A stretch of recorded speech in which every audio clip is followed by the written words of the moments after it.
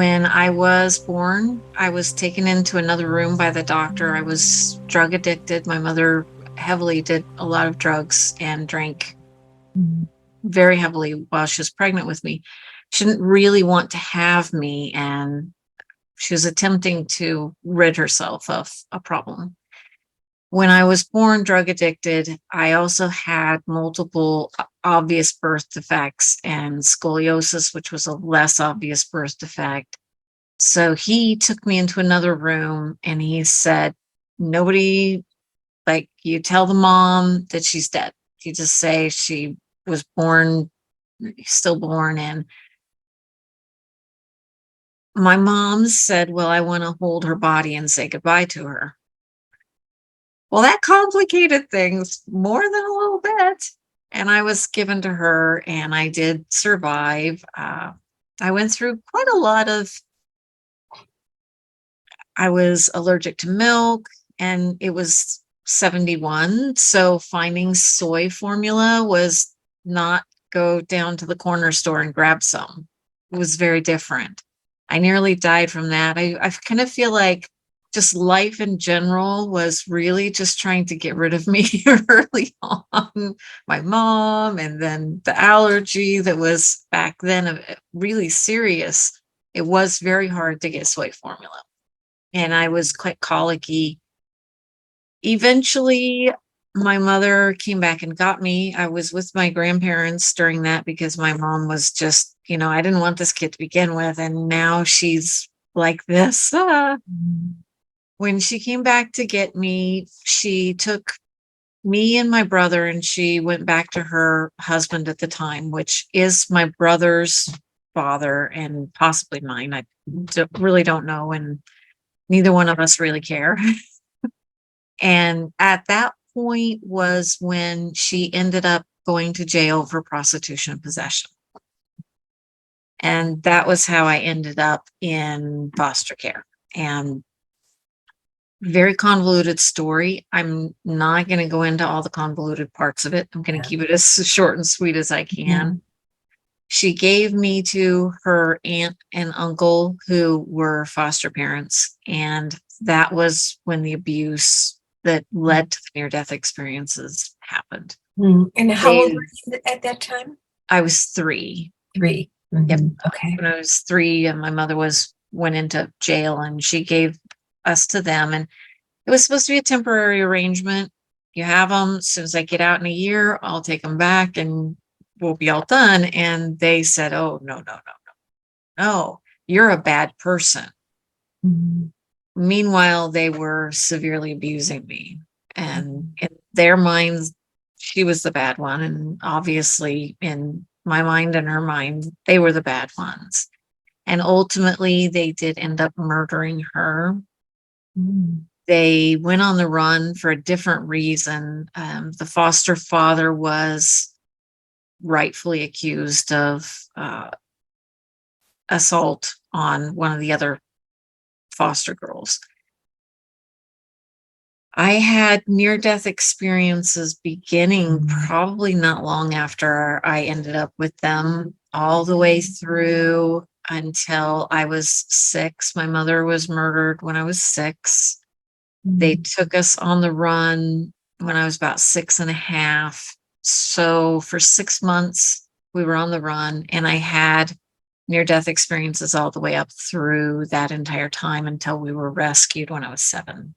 The one that I typically start talking about, the near-death experience, that to me is the one that I feel like gives people the most hope, maybe, or is just a good starting point because it stands out in its own way from the others. This one, I was taken to the hospital, non-responsive. And when I got there, the doctor said, this little girl is being starved and abused. And I was unconscious. There's a EEG machine that reads brain waves. And back then they stuck wires up your nose. I don't know how they do it now. I haven't had one, but that's what they do. And of course I wasn't awake for it, thank goodness. Yeah. And he also hooked up an electrocardiograph machine for the heart.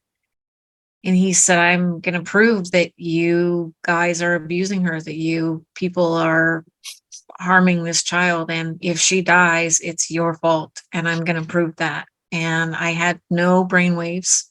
I had a heartbeat, and that stopped. So they began, or I guess stopped is not like, it didn't stop as much as it just started to beat really fast. And then all of a sudden slowed down to where it was so far apart that he said she's going into arrest. And he started to do the paddles and Resuscitation. yes, yeah, the efforts that they go to. And I was beside my body and I was watching them do this. And beside me was the being that I call my attendant, my friend. I really don't have a word to express it. And the reason is because I looked up at it and I said, what are you? You know, are you an angel? I wanted to know, this is my friend, and you've been with me through these different things. What are you? Who are you? Why are you here? It's kind of amusing that I wasn't thinking the other way around, but I'd done this a few times before, so I wasn't thinking the other way around. And it said to me, some people call me a guide, some people would call me an angel, some people would call me a god, some people would call me, he's labeled a couple other things. And I said, but you're not really any of those things, are you? And he said, well, none of them are quite accurate, but all of them work just fine. This people can call me what they want. I'm going to answer anyway.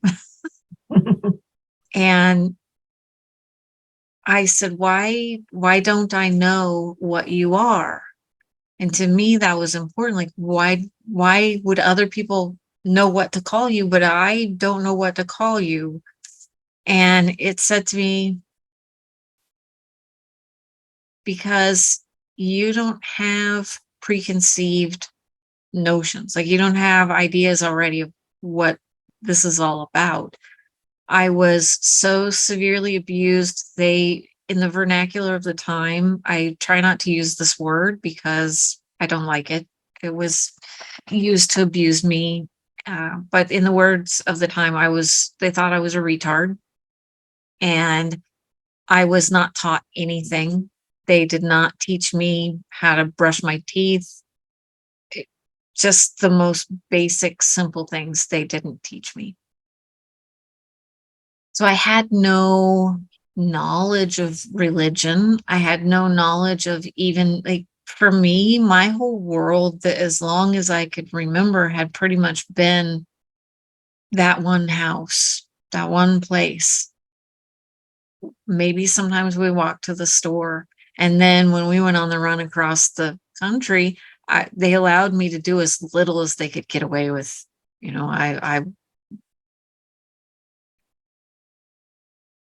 So I didn't have any knowledge. I was essentially little more than an animal, and they made sure of that. They told me you're little more than a dumb animal, and they made sure that I was not treated like a human being by people around me, them, of course. So my friend told me, your blank slate is the words that we would use. You have nothing. You have no real connection to this planet. You haven't learned to understand anything about it. And therefore, you're just having a pure experience. So after I asked it that, he pointed at the bed where I was lying, my body was lying. He said, follow them. He kind of, I say gestured at them, but I just more understood. Like he didn't move his body. Nothing of him moved.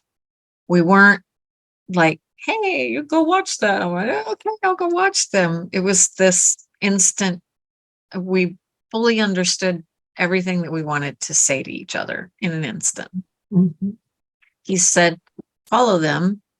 I followed them. We went down the hall. We went through 2 double doors, down the hall as the double doors closed behind us, turned a corner, went down the hall, 2 more double doors, down the hall into an office where they closed the door. And why do I emphasize this? Because there's no way, people have told me this before. Oh, you heard it. You were able to repeat it from hearing it. I have better ears than the best dog on the planet, or whatever the best hearing thing is on the planet. If I heard through all those double doors and that office door and down the corner, around, or down the hall and around the corner and through the door, through the door, through the door. And there was no way I heard that with my human body. No. Later, after I went out and had an experience, I returned back, went into the body, and I was able to repeat that conversation verbatim. And both sides agreed that I had repeated it verbatim. The foster parents accused me of being demon possessed, and the doctor held my hand and cried. So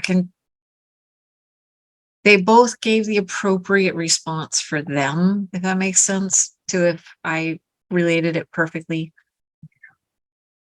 When I finished listening to them and they turned and left and went back, my friend asked me, are you ready to go? And I was, yeah, I'm ready to go.